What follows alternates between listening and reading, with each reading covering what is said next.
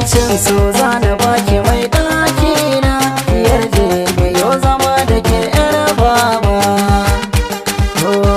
Mai ɗaki na. Tukwicin so zana baka ya amona, na yarje mai yau zama da kai zabi na. Ki zaune na zama ke abun burgewa, sa'a duk wanda yayi ya more. Alamun nasara ta kanki nai hangowa, buri nawa kanki ya kare. Gidana ki wa tanadin zaunawa, auren maza a yau shi kya tare. Amarya ta ki ce da ni angona, murna da tsalla har ina juyawa. Samun kamar kana more, sai nai kiɗan kalangu. Waka zan yi da sunan ka, kai zana cewa ango. Gwarzon maza min barka, ka zam gare ni jigo. Da ka fito a kalle ka, sauran maza siyo dare.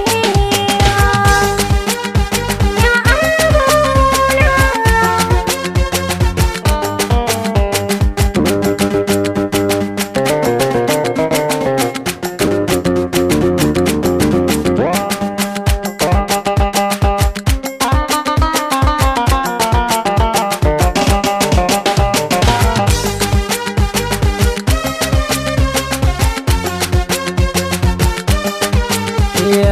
So ne ruwan zuma ke zana karrama, zan ɗauke azama don ke masoyiya.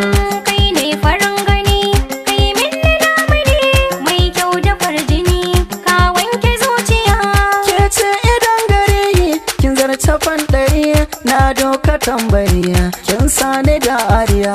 Kallo guda na yau, ka sace zuciya, farin ciki na kai ne sanadi a rayuwa.